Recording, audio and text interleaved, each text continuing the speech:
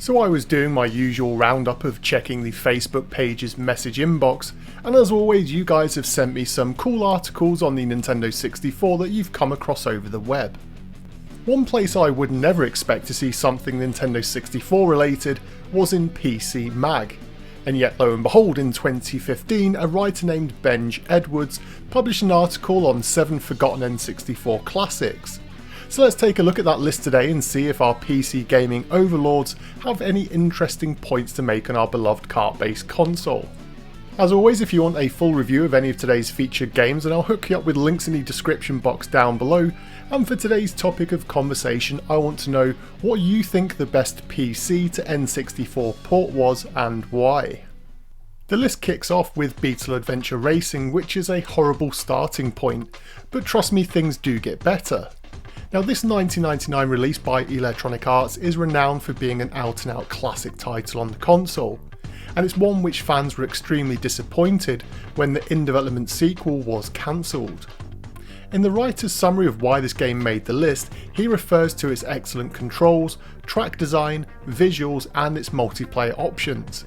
But where he loses a lot of credibility for this game comes in his explanation that it was a late release on the N64.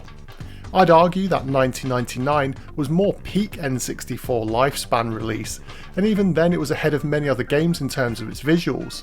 However, this is a damn fine game. You all know that it's one of my favourite racing games on the system, and it's the huge amount of exploration that the game throws in which makes it a must-own title. I wouldn't consider this really to be a forgotten game by any means, and so for me I wouldn't ever have it on a list of forgotten classics on N64, but hey, that's just maybe me and I play far too much N64, but what do you guys think? Body Harvest is stated as being one of the console's most underrated games, but also one of gaming's most cult classic titles on any platform. Benj Edwards, have a beer my friend because you're spot on this time around, and this redeems you for calling Beetle Adventure Racing a late N64 release. Body Harvest from DMA Design in 1998 was originally going to be one of the console's earliest games, but after going through development hell, including too much meddling from Nintendo themselves, it left this title not quite the finished article which many critics had been expecting. Fans however typically love this one. There's a huge spike in difficulty which can kill off some of the gamers' interest in the game, but those who stick with it can see shades of early 3D Grand Theft Auto games here. With huge amounts of vehicles, weapons, open world sections and periods in history to contend with, it makes the game one of the most ambitious to ever grace the N64.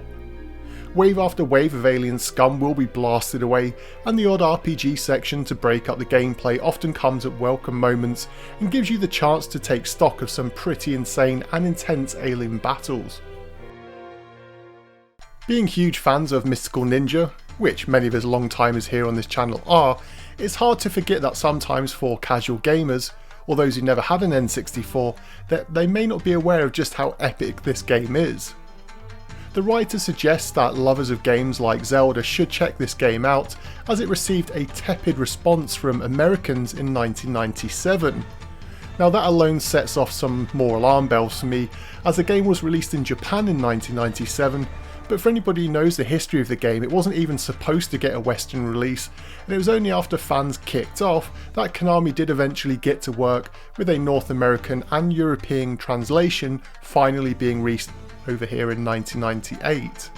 The game also received positive reviews and it got released off the back of fan pressure, and so I disagree with Benji here that the Americans weren't impressed with it on its release because history disagrees with his statements. However, what he does get spot on here is that the game sets you off on a fun and whimsical RPG platform adventure into a foreign world. The wacky story here is a highlight, and the cast of characters just really make you want to keep on playing. The music is also some of the best on Nintendo 64, and I know it's only a matter of seconds before everyone watching will suddenly start writing Parasoma in the comment section. Blastcore makes an appearance on the writer's list, and whilst I appreciate giving some shine to this classic title, the explanation makes me wonder if he's ever played the game for more than 5 minutes. In his summary, Benj Edwards writes that your goal is to pilot a bulldozer and demolish buildings to make way for nuclear missiles. That's perhaps correct for a small portion of the game, but where's the nod to the huge range of vehicles you'll need to master? The epic medal system that makes the game fair to beat, but near impossible to completely master. He also mentions that it was one of the most overlooked games that Nintendo published on N64, and again I'd argue that it was always popular, as it was made by Rare, and I can think of many other Nintendo published games on N64 which were more under the radar than this one. Still though, it's a great game and I really wouldn't include it in any forgotten N64 lists because, well, it was developed by one of the console's, if not the console's, best developer.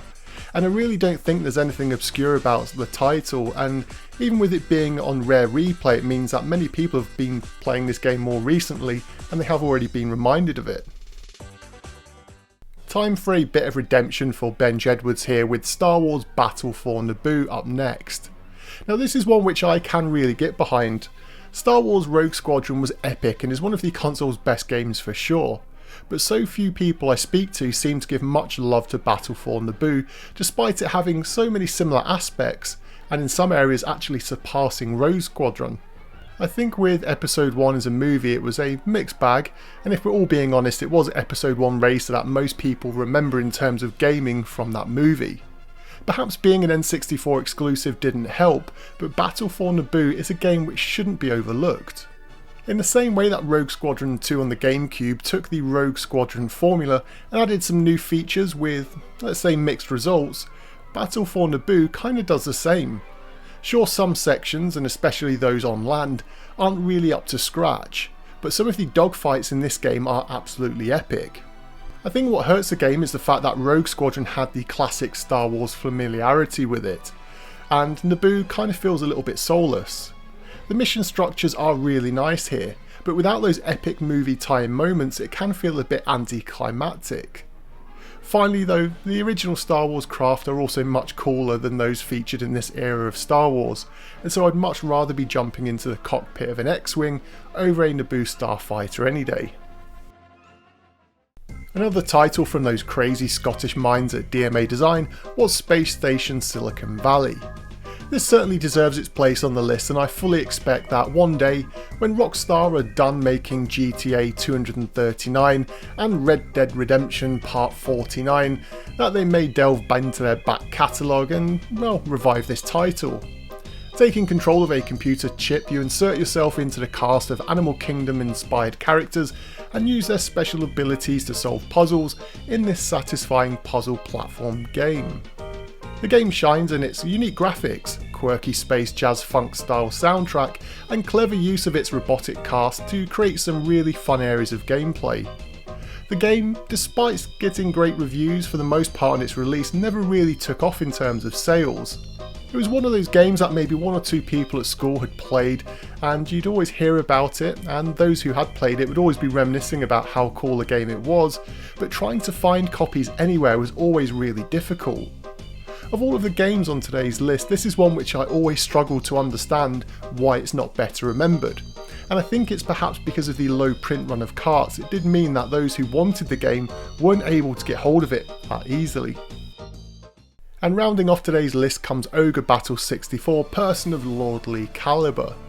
What I like here is that Benji writes this as one of the few expensive rare games on the N64 where the value to acquire the cart is reflected in the quality of the game.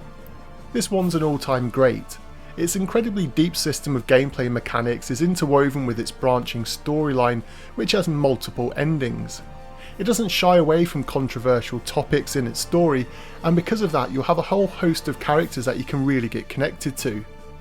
And visually, I mean, come on, look at it. It's a great looking game too, and it harkens back to those classic SNES RPGs that many of us grew up on, and yet at the same time adds an extra level of polish that was only going to be possible on N64. The music too is a treat, and for the year 2000 in which the year was released, perhaps the most disappointing thing is that it arrived so late in the console's life that there wasn't time for a follow-up to be released.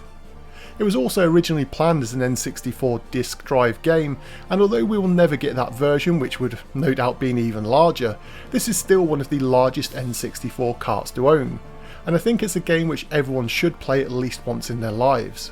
It's a game which I think a lot of people will need to persevere with, as it's not an easy game and at times it can really test your skills, but the satisfaction of seeing the various game endings is well worth the experience.